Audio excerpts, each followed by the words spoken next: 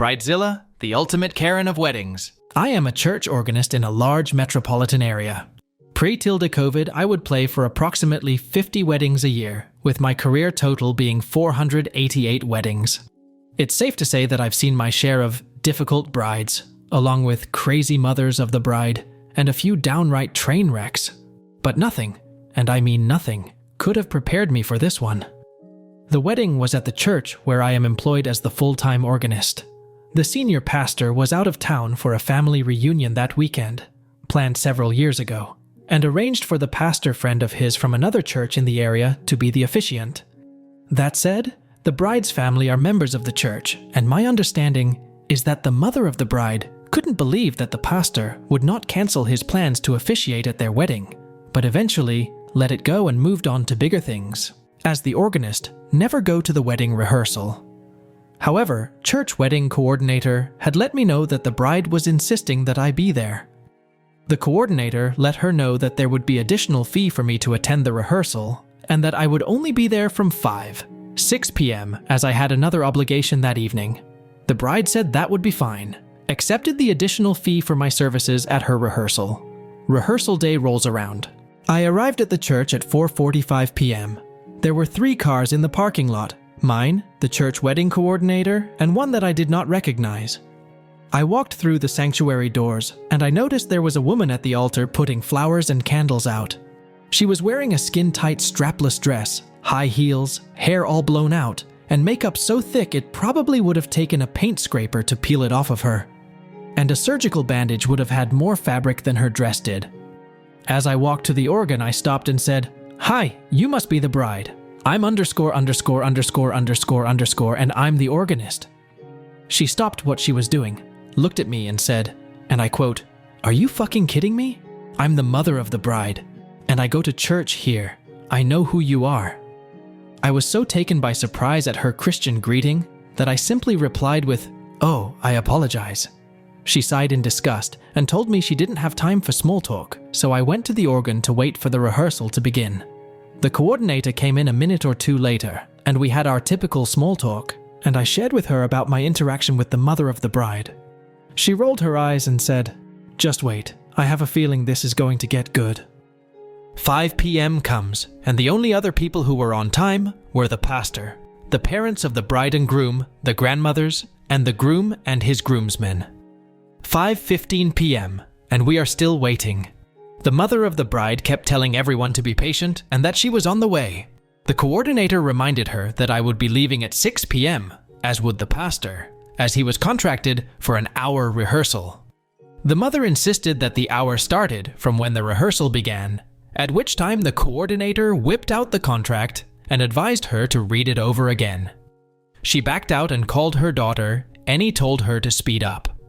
A few minutes later, the bride and her bridal party arrived.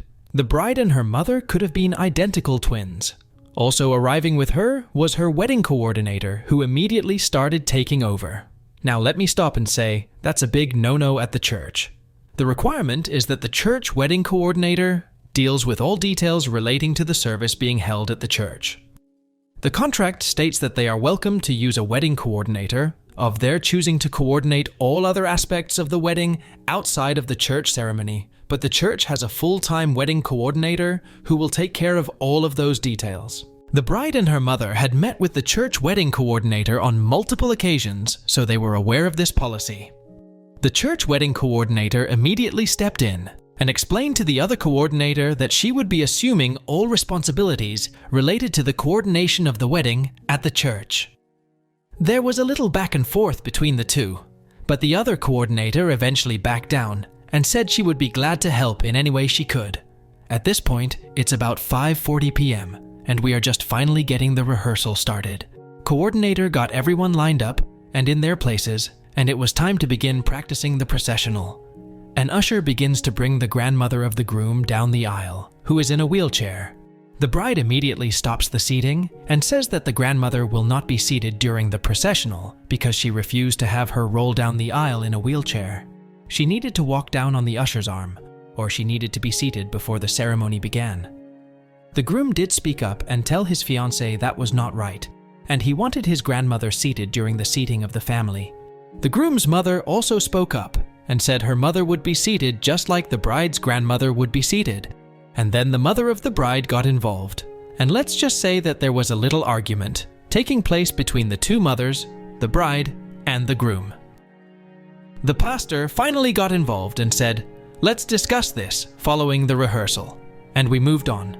It came time for the wedding party to process in, and the 12 bridesmaids and 12 groomsmen, the 4 flower girls, and the 2 ring bearers were in place without incident.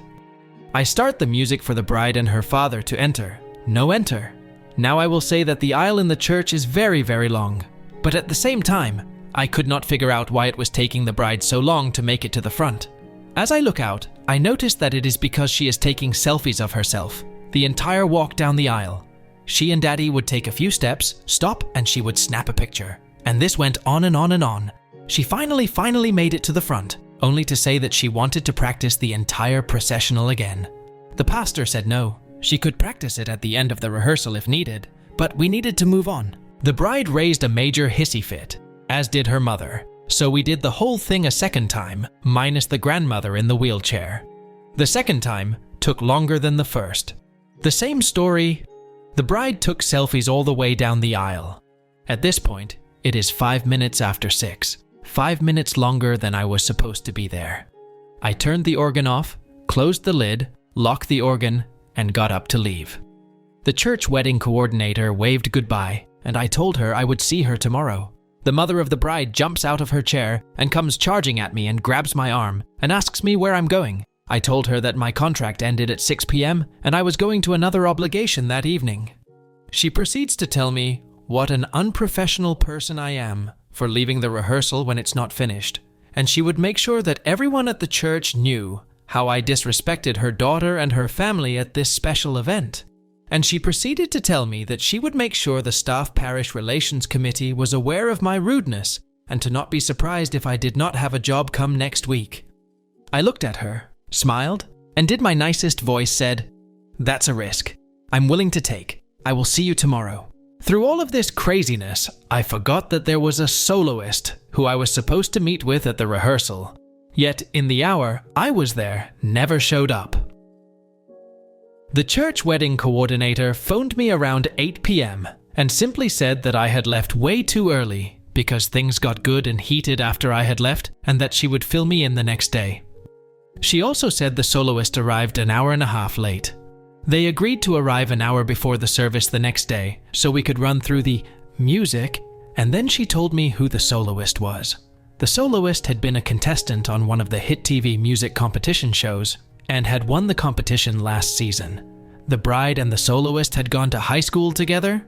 I thanked the coordinator for calling me, and that was that. Fast forward to the next day, wedding day. I arrived an hour before the ceremony began, per usual, and the soloist was there along with their agent. I introduced myself to the soloist, and they were actually very friendly and down to earth. We ran through their solos one time, and everything came together beautifully. The soloist sits down next to me at the organ, and we had a nice conversation before it was time to start the prelude music. We talked a little about their appearance on television and how their life had changed since winning the competition. Just very nice small talk. I asked how they knew the bride, and they told me they went to high school together. And then they said, "I can't believe she asked me to sing at her wedding because she was the biggest bitch to met throughout elementary school, middle school, and high school. Plus they were next door neighbors for 10 years. The bride and her mother had apparently bullied the soloist and their family the entire time they were neighbors." I asked the soloist why they agreed to sing at the wedding after all of the drama that had gone down between the two of them, and their response was simple: "I'm getting paid. I can play nice with her for the right amount of money." And we had a good chuckle. So, me being nosy, I asked what it would cost someone to hire them to sing at their wedding. Their agent told me that the bride's mother paid for the soloist and agent to fly halfway across the United States from Los Angeles, 2 nights of hotel accommodations at a downtown 5-star hotel, transportation, while in town, and meals, plus the cost of their performance at the wedding. While she did not give me a grand total, the wedding performance alone for 2 songs was $2,500. The solo told me the bride had been able to track them down through some mutual high school acquaintances, and that when they finally connected, You would have thought they had been best friends their entire life.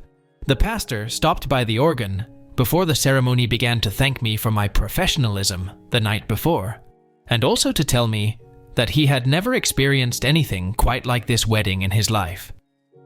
He said he was never more nervous to conduct his ceremony than he was that day because he was not sure how things were going to go.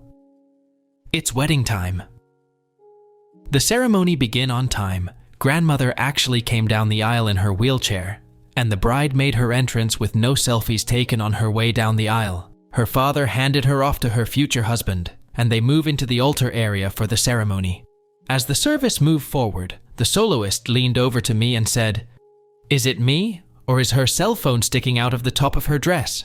Why, yes, it was. She had packed her cell phone into her bra.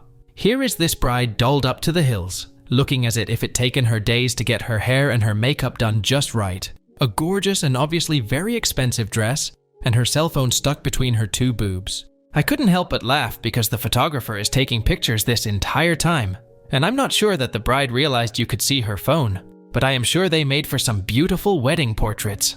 Lol. The soloist sang before the exchanging of the vows, and the bride stood there, tearing up, dabbing her eyes with a handkerchief, making sure that everyone saw her emotional moment. At the end of the solo, she blew a kiss to the soloist. The second solo was right after the exchanging of the rings, and I'll be damned if she didn't pull her cell phone out of her bra and stand there and video the performance. Yes, there were a few fake tears and another kiss blown at the conclusion of the song. The cell phone goes right back into her dress. The ceremony concluded, the bride and groom start to walk out, and it was a repeat of the night before. She whipped that cell phone out and started taking selfies all the way down the aisle. It was ridiculous. The bridal party exited, and then it was time for the parents of the bride and groom to leave. The groom's parents exited without incident. The bride's parents start walking down the aisle and the bride's. Mother starts taking selfies just like her daughter. A few steps down, and she would take a picture, a few more steps, another picture. After about 3 starts and stops, her husband just kept going down the aisle without her. She was anything but happy about it. She charges after him in the aisle to catch up only to have the heel of her shoe snap, and she about took a nosedive straight into the floor. She caught herself and managed to get out of the sanctuary without a broken nose. After the guests had left, the bridal party returned of the sanctuary for some photos. I am packing up my things to leave, and the soloist agent approached the bride and told her she needed to delete the video on her phone of the soloist performance, or she risked legal action, because the contract she signed clearly stated there would be no video taken of this performance. The bride immediately turned into her legal action, because the contract she signed clearly stated there would be no video taken of this performance. The bride immediately turned into Bridezilla and began to argue with the agent, telling her to butt out and that the wedding was over and there was nothing she could do about it. While I was ready to leave and go home, I started to pack my things up even slower because I didn't want to miss anything. This argument went on for a good 5 minutes, but finally the bride gave in, pulled her cell phone out of her bra, and deleted the video. The agent then told her to make sure she deleted the video out of her delete folder, and she was not leaving until she saw her do it. The bride gave in and showed her phone to the agent, and I guess all was good from there. The soloist and I walked out together, and as we are walking out, I waved goodbye to the bride, and she actually had the nerve to flip both of us off. At that point, the visiting pastor said, "I'm done." He looked at the groom and said, "Please know that I will be praying for you." And he walked out. I went home with a good story to tell, but it doesn't end there. The next week at our staff meeting, we were telling the pastor all about the nightmare wedding. He had already heard about it from his pastor friend, but said he really thought we were pulling a big joke on him. That was until a few days later when the mother of the bride came in, demanding that the church refund all of the ceremony fees, sanctuary rental, housekeeping, security, organist, coordinator, and pastor fees, because we had been such unprofessional assholes throughout the entire weekend of the wedding. The pastor told her that would not be happening, and that from his understanding, the assholes were her and her daughter. She left after telling him that we would be hearing from her attorney. Fast forward 6 months. The pastor called me and the wedding coordinator into his office one afternoon. He shared that the bride's father had come in that morning, wanting to apologize for the entire shit show of a wedding, and how embarrassed he was, and how everything played out. He told the pastor that he wanted to stand up and shut the whole thing down after the first meltdown in the rehearsal, but he knew that there would be hell to pay if he didn't play along. He then proceeded to share that the bride and groom had already separated. The groom, who is apparently a very nice young man, woke up and realized that he had made a huge mistake. He had married a Karen. He said that his daughter returned home one day to find that he had packed his bags and had left. He then told the pastor that he had filed for divorce from his wife. He told the pastor not to worry about hearing from her attorney for a refund of the wedding fees, because not a day goes by that she doesn't threaten someone with the wrath of her attorney, who does not exist. He said that if we ever did hear from an attorney, to let him know, and he would gladly speak up on behalf of the church and refusing to refund the money. He said that we deserved 10 times the amount for what we were forced to deal with. A year later, and we have not heard from a lawyer, and not another word from the mother or the bride. The bride's father, however, is in church almost every Sunday. He is as nice and normal a man as you would ever want to meet. Since divorcing his wife, he has not been in contact with his daughter. He has started to date a lovely woman that he met at the church. Since he has left his wife, he looks about 10 years younger and appears to be living his best life. Perhaps in the near future, I will have the opportunity to play for his wedding. I can't help but wonder if his ex-wife might get wind of a wedding and show up to create a scene.